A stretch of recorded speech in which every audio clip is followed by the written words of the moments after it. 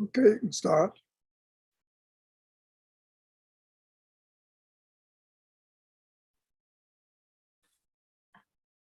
Aloha, Kako.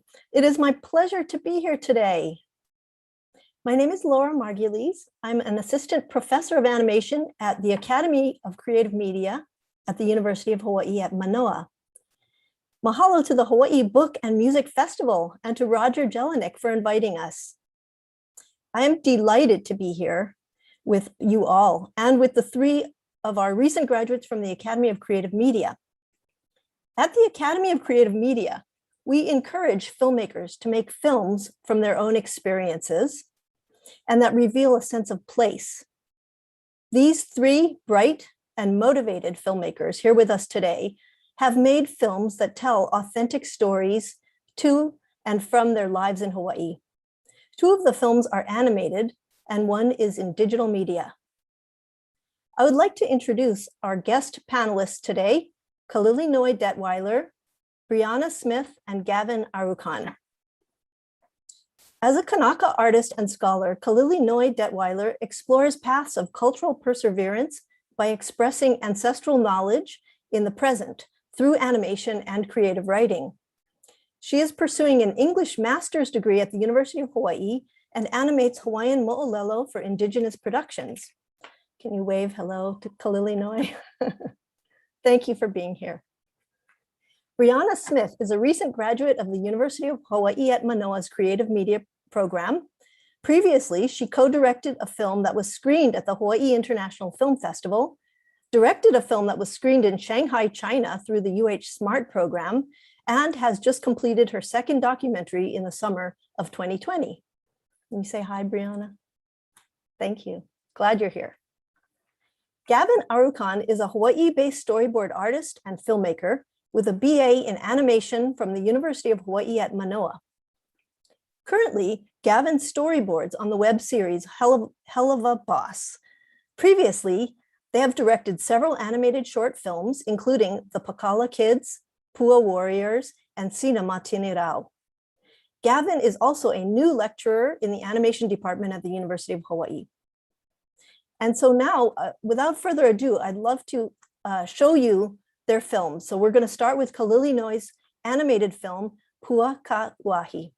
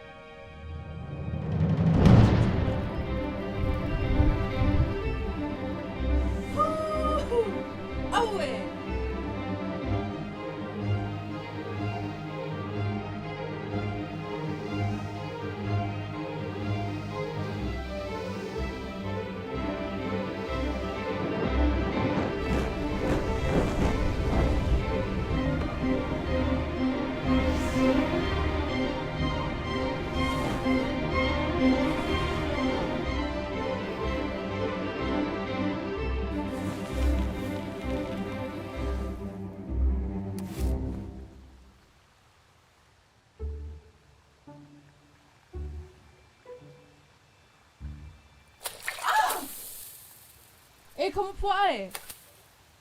ua pulu paha oi ka huna kai. A o kou oli paha ia I kia hui ana o ka aua. A ohe oli a uke kūmaka ka ikena I wahi a uuku. Mai ho o kohu oi. A ole hiki ke laka ku ukino puaa. Oia, a ohe aina I kūpahu ke kula I aku oi ka moku. Ke ho o mai ka I mai nei oi. Ua pā kela ho I ka uikaika. Ali e iki. E ia ka uki. E aua ku aua puni ka moku puni. A ho o pua ai ela ke hiki anu I hilo. Oia mauno. E ka amai ana ke o ia. Oia anei. A oia. A e lilo ana lilo oia u.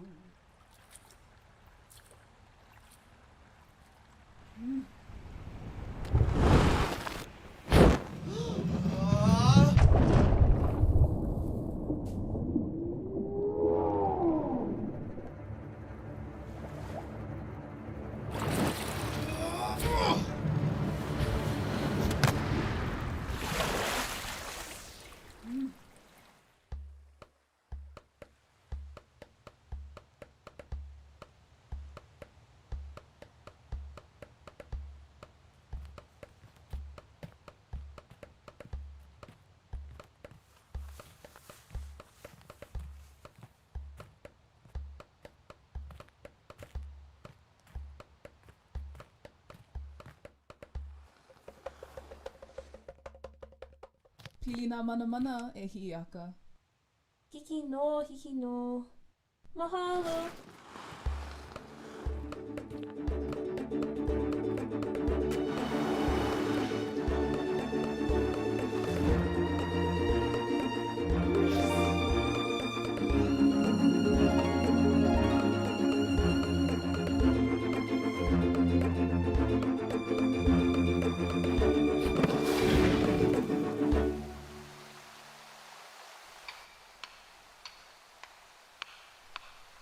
E hina e, ua kō keo. E pele e, ke kapo'o I hola kalā, e olu mai, e aloha mai.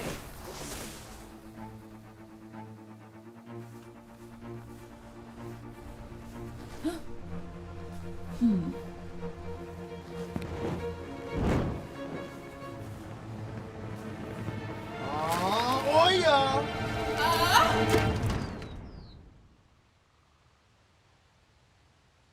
Kala loa ka ike ana. Ua maapaha oi ke eo.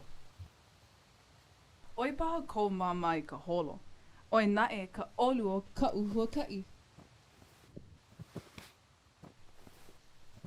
Oia no pa. Ia ue holo ana. Mana oa ela ue ki mai kahi makana ho olu no.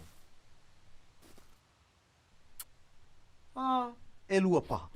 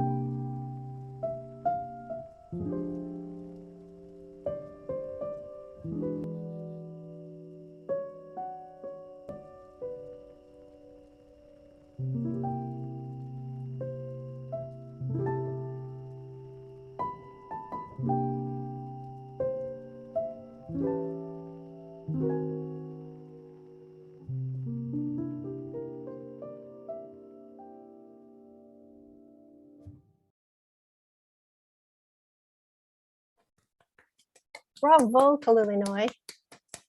What a gorgeous film. I wanted to ask you, why did you choose this mo'olelo to animate?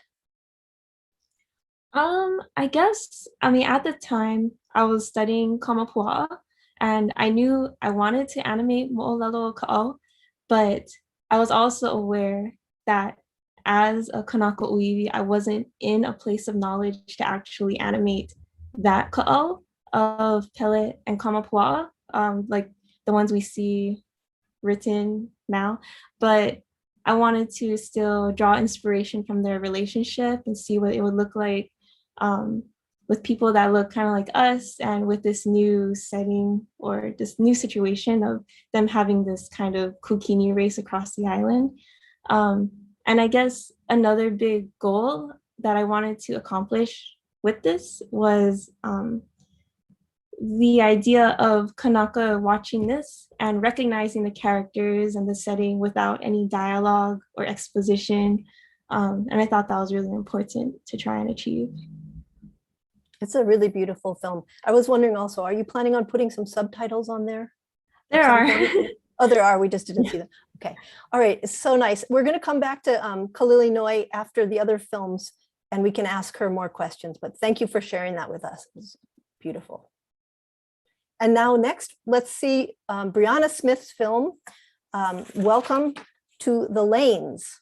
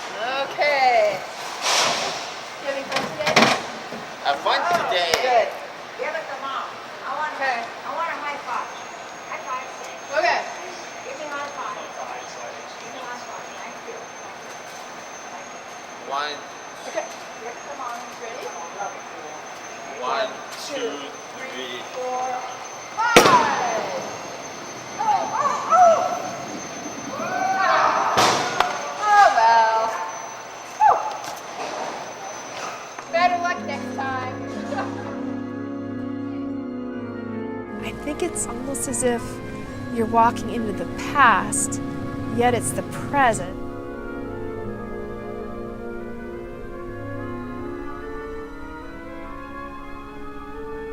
It's almost like when you go home to your old house, maybe go visit your parents or something, and you walk in, you always go in and you open up the refrigerator and just see what's in there just because. That's like Polly Leach. You open up the door and everything is the same, and oh, there's a few new faces here, but it's all the same. It's welcoming just the same.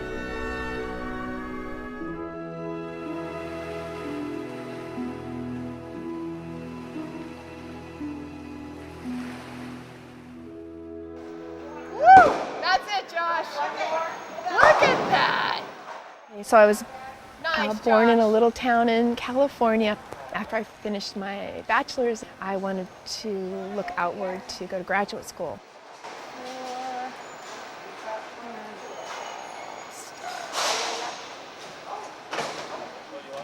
All right, we got it. Okay. Good luck, Josh.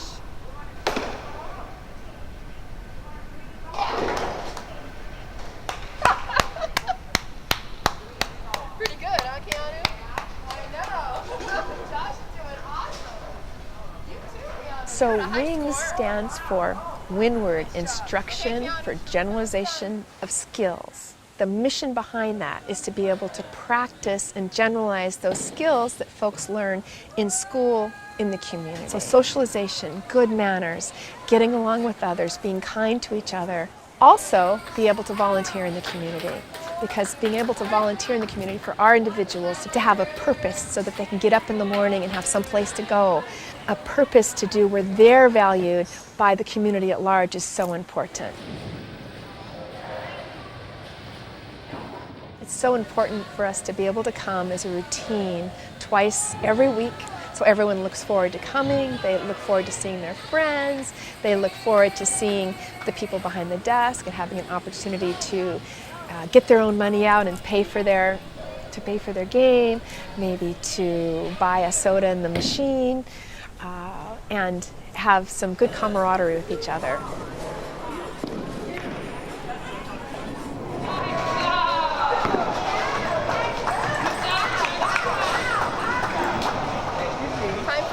And then we also have an opportunity after the game to be able to have some snacks, some socialization around the table, talk to each other, how's everyone doing, lots of fun there. So it's so important to be able to come to the same place every week. Like we walk in and everyone knows our name, everyone knows us there, which is terrific. We take pictures, we send pictures home to the families, and everyone loves it.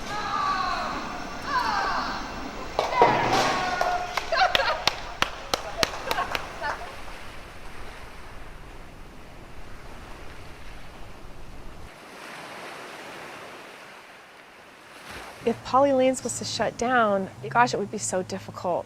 And we're seeing that right now with not being able to go this next week. Because of COVID-19, they had to restrict their access to the general population. But we were so lucky that they let us come in. Okay, what kind of music should we put on? How about the oldies but goodies? Okay, oldies but goodies? Yeah. All right. Just like us, Mom. Okay.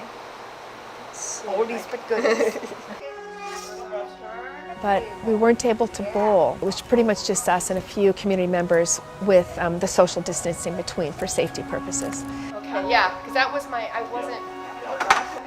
I know. This is a fun game. We haven't played this in a long time. Oh, put it on top. 1, 2. Now we played group games, but a few of them had such challenges in the sense that they weren't able to bowl. Mom, did you see Josh put all the balls I know, down? he puts a couple. He put a couple. I know, he put a couple.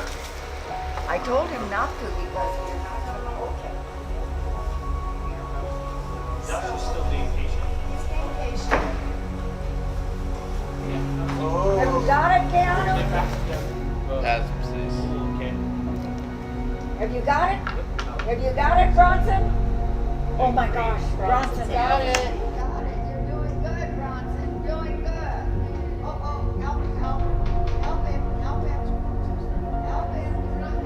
Please help It wasn't until, I think it was about 10 minutes before we left that he really put the balls away. He was just kept hoping that we would do it. It was so bittersweet to see that. They still came to the bowling alley because they wanted to be with each other, but yet the part with bowling was also very important to them as well.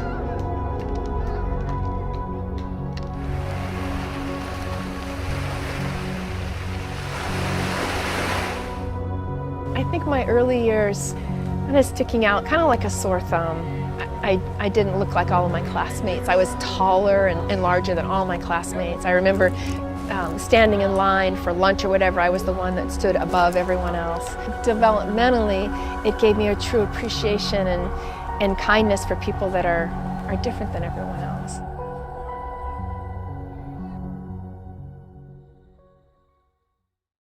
If Poly Lanes shuts down, it's going to be very difficult, I'm sure, to find a place that is so safe and comfortable for us. Right now, I can't even imagine having to look for something like that. Kailua has changed so much in the last 20 years. 20 years ago, it was mostly just a smaller town with the influence of some tourists, I think. Yeah, definitely coming to the beaches and such, but now we see it so much more.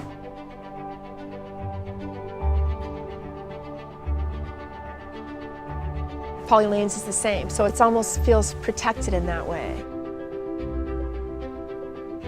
So it's a place that people can come now that looks almost the same, pretty much the same as 20 years ago when I used to bring students a long time ago. Where would we all go if Poly Lanes closes down? We'll have to find other activities.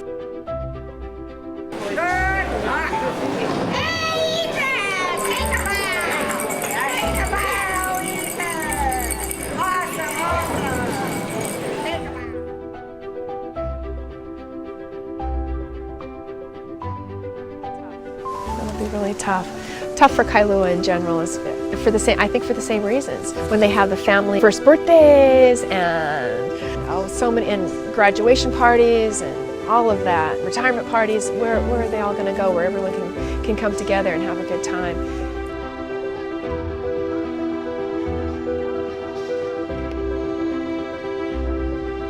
Poly Lanes is just such an important place in my heart. I mean, I've seen some individuals that work there come and go, but no matter what, there is this feeling of love and aloha that it just exudes from the walls. I mean, from the murals on the wall and the sound of the balls and the music that plays sometimes, it's just a feeling of acceptance that anyone can come.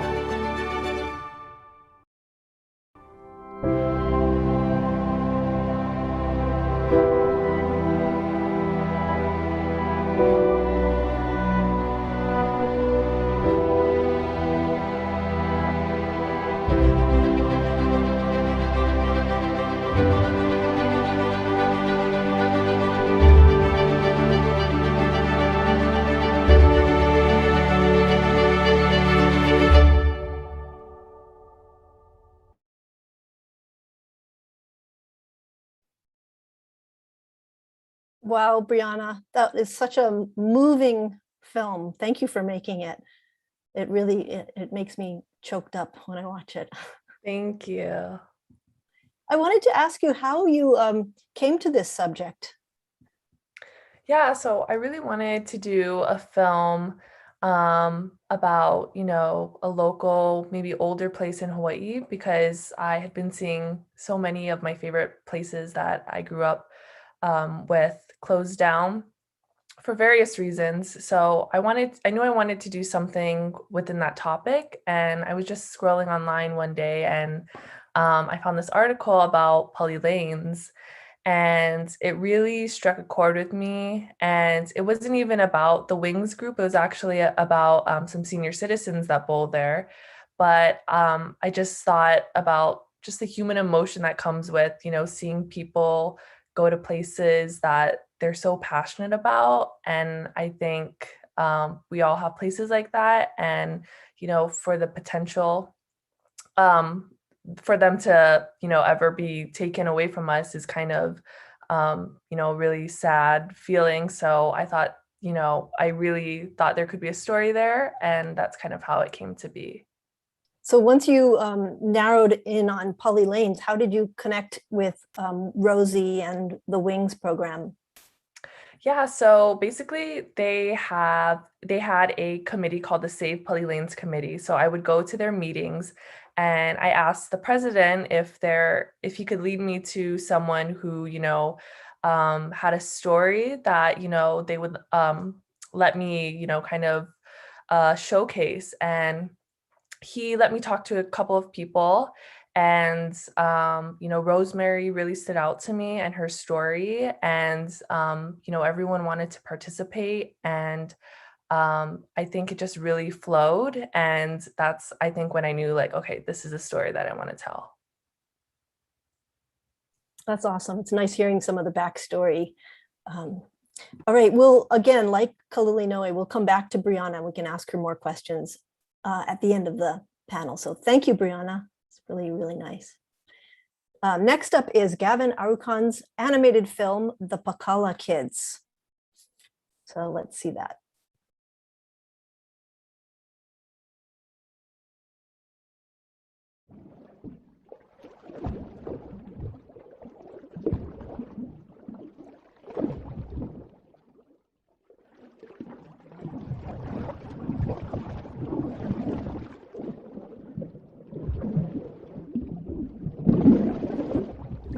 Where is it? It's over there. Go, go, move. I almost had it. I felt its tail. I got it. Stop. Dumbass, you let it get away. You splashed water in my eyes. I would have got it if you let me do it by myself. Oh, you did not just do that. Wait. Now hold on.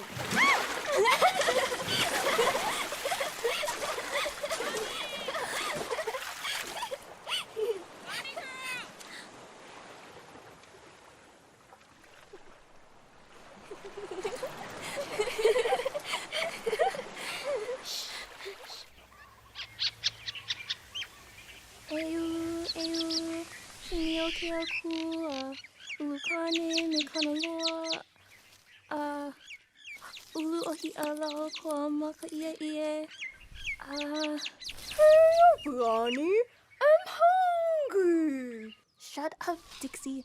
You should be asking permission too. What do you think, Mr. Avocado? May I? No, I'm old and mushy. You can't pick me. Am I inoho iko kuahu? Eia kawai hewai. Wait, Dixie, I'm almost. Dear Forrest, please let me pick this avocado. Amen. Hiya!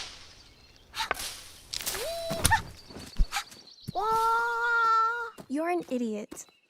I'm a ninja. Whoa! Oh, you can't just run in like that.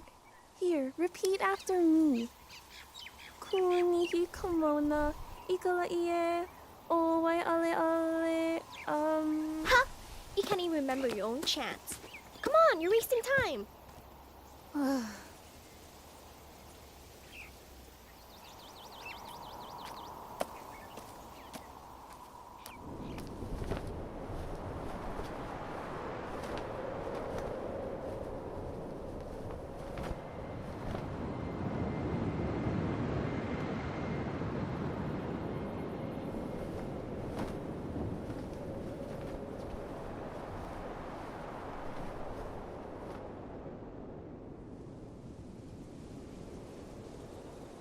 And she was just all in my mom's face like, I know your daughter has it, but this time I actually didn't take her chicken.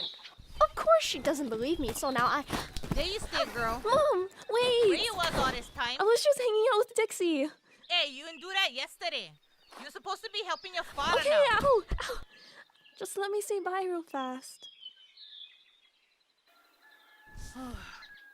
Okay then. Fine. Hurry up, and put your hair back up.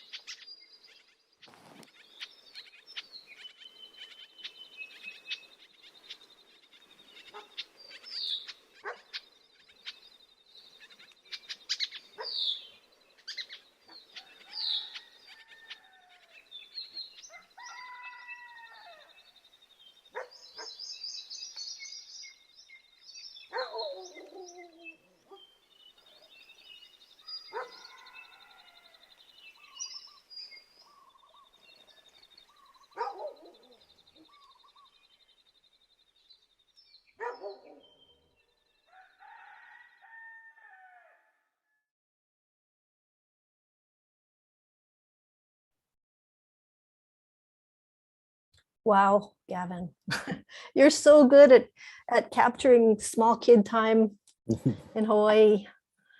It just rings with experiences that I feel that I know myself. Can you talk about a little bit about how much of that came from your own life and how much was just sort of invented? Well, yeah, the setting is definitely from my own experiences. It's West Side, Kauai, Pākalā village. That's where the Japanese side of my family came from. And so back when my great grandma had a house there, that plantation, I would go there pretty much every summer, and there's not a whole lot to do other than just run around and do whatever with my cousin or my sister. And so I made another film set there before, but this one I just really wanted to explore like just the life of these two kids living in that town, and also explore a few other like social issues hidden in there a bit, but yeah. I really like how you did that. It feels like it has a lot of deep meaning in there, which I really like. Did you, as a child, did you know people who did that in the forest, who had the chance and, you know, would, yeah, pray before taking a fruit or something? Yeah, I can't remember any specifics. Of course not Hawaiian, but there would be like these kind of quirky things that my Japanese family would do before doing anything. I can't really think of one off the top of my head. Okay, wow. So can I ask all of you filmmakers to please come back with your video? Thank you. And I'd like to open this panel up for questions from the audience. Do you folks out there have any questions for the filmmakers? And you can put them in the chat, I think.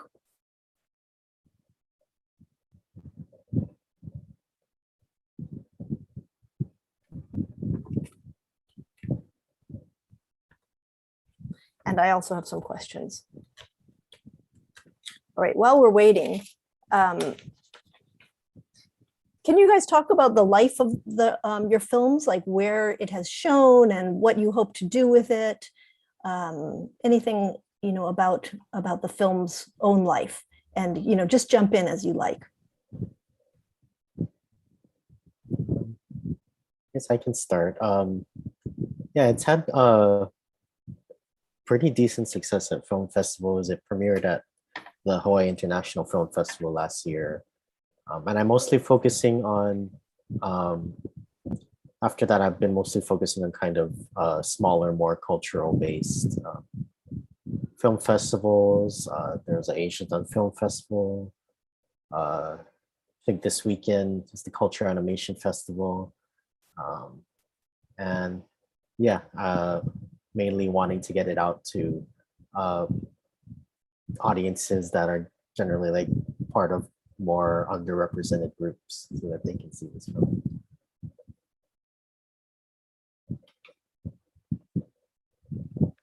For me, it's screened at some festivals too, unfortunately virtual, but I'm still glad we were able to show it. I think the proudest thing for me though is just being able to share it with the participants of the Wings group, because unfortunately Poly Lanes did close down during the pandemic. And so I know that this film has, you know, a lot more meaning to it, to those individuals. So I think that's kind of, you know, my proudest way to spread the film. Yeah. Mine also showed at a few online film festivals, I think 13-ish. And coming up, it'll be with Gavin's on Guam PBS and the Smithsonian Native Cinema Showcase. I think it's for the future, so one of the future selections. Well, congratulations to all of you. It's really great. We have a question from an audience member from Miwa. And Miwa asks, what is the production cost for a short film like that? And this is to all of you.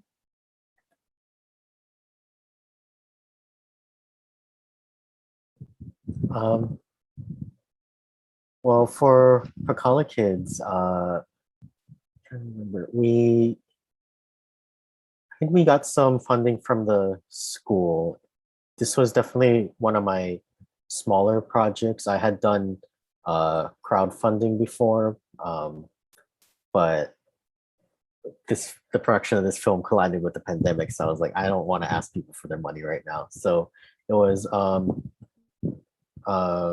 mostly self-funded with some funding from the school, and then somewhere else too. From the Abernathy screenplay competition, and we had some help from the people at Honolulu Kitchen. But yeah, this was kind of a smaller film for me, and so it didn't take a whole lot. Also same. I think I mainly paid, or most of my funds went toward the crew members. So our animators, and then background artists, and then our awesome sound, our music composer. Um, but it was like only 600 a budget. And then I paid for my tools and our drawing tablets through my leftover scholarship money from school. I also got funding from the school, but this documentary didn't cost much at all. I was able to use equipment from school and everything like that. So it really was accessible for me to produce. Great, thank you.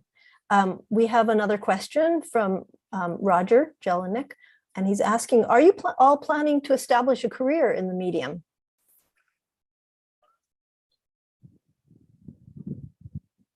Like, yeah, so I'm currently working as a storyboard artist in TV animation. So as far as I'm concerned, I'm not focused on too many short films of my own right now. Maybe sometime soon, but yeah, that's my path. I'm just gonna go off, learn as much as I can, and if I have another story to tell, I'll have a whole lot of experience to tell it with.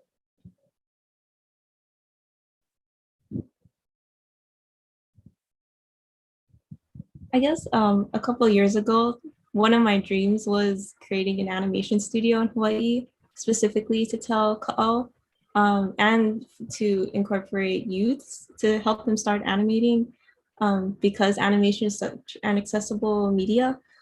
Right now, I'm not taking a break from animation. I'm very much still animating, but I think my focus has shifted to more just storytelling in general. And if it happens to be in animation, then that's just a plus and a chance to use these skills. But mainly I want to research and do education with this idea of animation as technology adding to it. Great, thank you. How about you, Briana? I definitely want to produce more films. I'm supposed to be getting my MFA next year in documentary, so I definitely hope to learn more skills and just be immersed in more of it. Great. Okay, there's a question for you, Kalilinoe. Had you seen any of the old Hawaiian legend movies that were shown to school children in the 1960s? And this is coming from my sister, Karen, and she's saying she's just curious because she'd seen them in the Aina Elementary School, and she said yours is far superior, but she was wondering if you had seen any of those. Well, thank you so much. I don't think I have, but my mother probably has, or maybe they're from Aina too. But yeah, I haven't, and I should. They were really good. I remember them too. And they were really fun. They showed them on Wednesday afternoon at like 1 o'clock. I always looked forward to them. Okay. Gavin, there's a question from Laura G. What does Pākalā mean? You're muted. Yeah. Pākalā, I think, literally translates to the sunshine, but mostly as in terms of the title of my film, it's in reference to the actual village.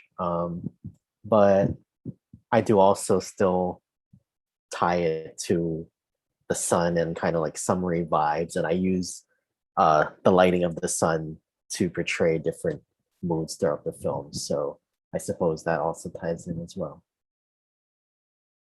Nice. There's a question from Marion. And Marion says, any of you aspire to the HIF festival? And some of you have answered that already. And then you also, how long should a short be? Which is a good question. For shorts, I've notoriously had problems with making really long shorts. I feel like I have like a 10-minute short that I've made in the past. As for film festivals, like accepting shorts, I'm pretty sure most of them are like 30 minutes or under, sometimes 40 minutes or under. So like a short can be like 30 seconds, can be as long as a TV show episode. So great. And Marion also says, congrats, great to see homegrown talent, and please continue so we can see Hawaii youth in alternative tech and away from traditional tourism. Thank you, Marion. Okay, Ariana has a question. How long does each part of the production process take? Like writing, storyboarding, etc.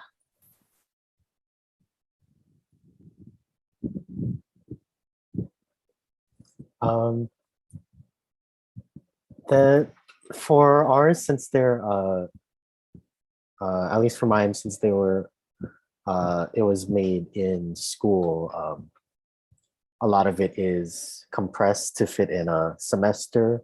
But we did pitch these films before, so I did have time before the semester to write the script. I can't remember exactly. I feel like I only spent like a couple weeks on the script, and I polished it up like a little bit after that. But my main did the script change while you were making it? A little. I think I had like a few scenes at the beginning, but I couldn't quite get it right, so I figured it doesn't even need it, so it just starts off with the kids playing. Yeah, as for the rest, I think the whole thing, especially with the pandemic, took longer than the semester. So I'd say 8 months sounds right. I don't remember exactly. But storyboarding took about a couple months, and the rest was just getting all the animation done. Thank you. Anybody else?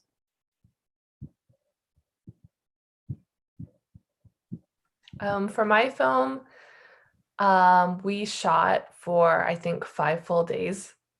So I definitely didn't have a lot of footage to work with just because it was in the middle of the pandemic and everything shut down. So I would say the most time-consuming part was in the editing process. I think my editor, Adam Dennis, pulled like 3 or 4 all-nighters. So I'm really grateful to him. But yeah, I definitely think editing took the longest for my film.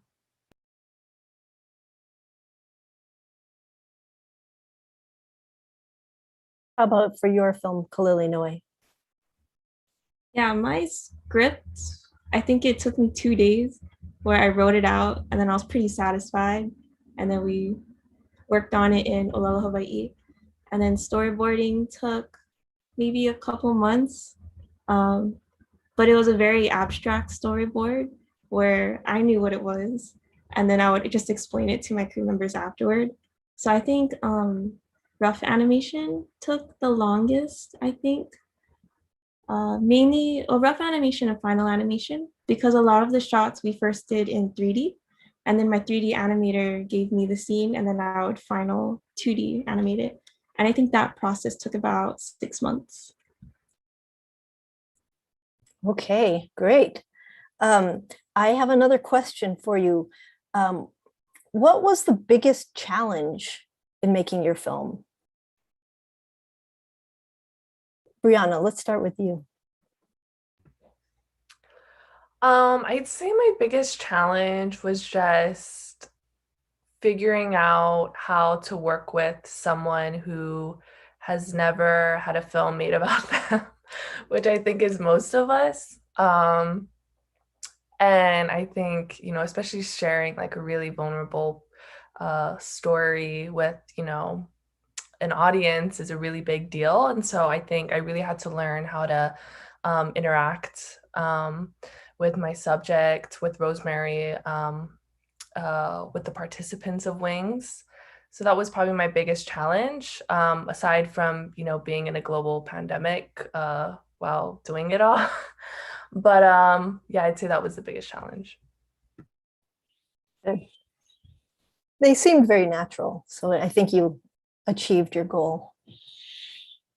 Kalilinoi, how about you? What was the biggest challenge in making your movie? I would say maybe taking breaks, especially since we had to be at home. I would just work constantly. So there came points where I had to remind myself that I should be taking a break, and I should also be making my crew members take breaks and show them I'm there for them when they needed to step away, because we're all in different circumstances. I think another thing that was heavy on my mind was when we're going through the storyboarding and mapping out the film, I got a lot of questions from professors and commenters saying or asking who these characters were and whether the audience would recognize these characters, or that I needed to do more exposition. And then one professor reminded me that it's okay not to give all this information because it's for a Hawaiian, for a local audience. So coming to terms with that and being comfortable with not oversharing.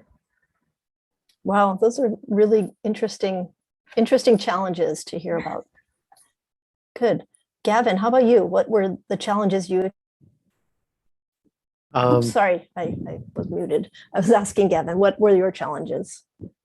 Before I answer for myself, I just wanted to make a comment on Kalilinoe, where I think sometimes at certain festivals, and here too, like it played with no subtitles, and like I didn't even notice until Laura brought it up, because I'm always just so invested in your film, and like the actors do such a great job where I kind of get what they're saying even though I don't fully understand the language myself.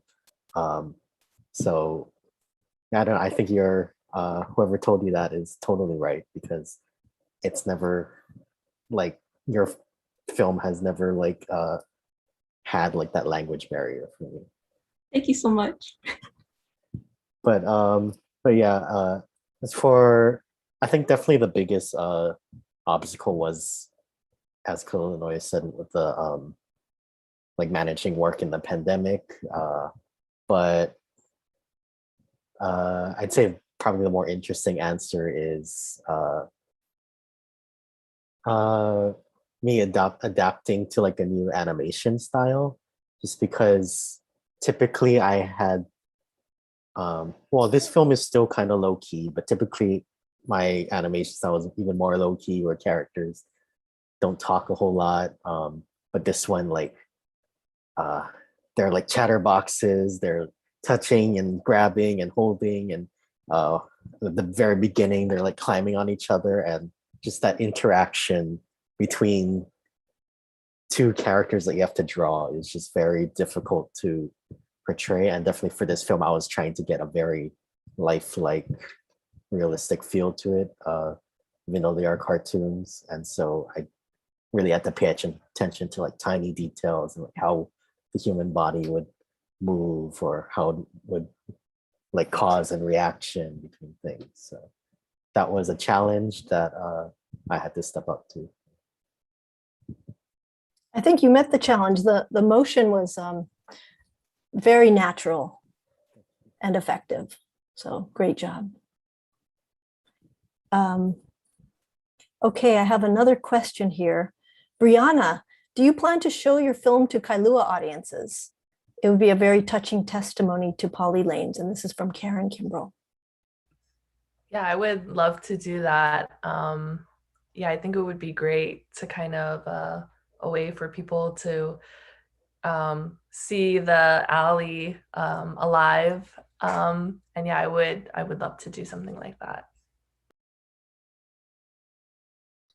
Great. And then another question is for Gavin. Can you talk a little bit about what the recording sessions were like, in particular for the mom character? Oh, so, well, fun fact, if you didn't see the credits, Kalilinoe was one of the actors for Lonnie. And then we had Chris Dang as Dixie, and then the mom was played by Nale Donlin, who I think, I haven't seen it yet, but shows up in the Jungle Cruise. But it was definitely really fun. Nale recorded first, just because I wanted to bring in Noi and Chris to record together as Lonnie and Dixie. But there was a lot of pidgin in the script, but of course sometimes writing doesn't totally feel natural when spoken. So I kind of just let her embody the character, and she had her kid with her too. So when the mom had to grab Lonnie, she's like, "Wait, come in here." She brought in her kid and holding the arm and pretending to scold her kid. So that was a really fun recording session. And That's then, perfect. yeah, and then with Noi and Chris, we had them set up like side by side. Sometimes you would have to do one at a time, but for when the characters were directly interacting and laughing, like I really wanted a natural feel to that. We had some like auditions just to get them more comfortable. Not auditions. What's it called? Rehearsals. Rehearsals. Yeah. So they're more comfortable with each other. So like all like the laughing stuff is just them like laughing together. That way, it's really hard to like fake a laugh or like make a fake laugh sound convincing. So once you get two people laughing naturally, I think it came out really well. Great. Well, thank you all so much for participating in this panel. It was so fun to see the films again and to hear about the backstory and the making of them. So good luck, and I hope that you keep making wonderful films and that we can see it again next year in this same panel. So that concludes the panel, and mahalo to everyone. Thank you. Thank you very much. It was really interesting. I had no idea about most of it. I learned a lot. It's a lot to take on. When you look at the credits of a major movie, you see there are hundreds of names. And you didn't have hundreds, but you had quite enough. Thank you It's again. true. Thank you, Roger. Thank you. Aloha, everyone.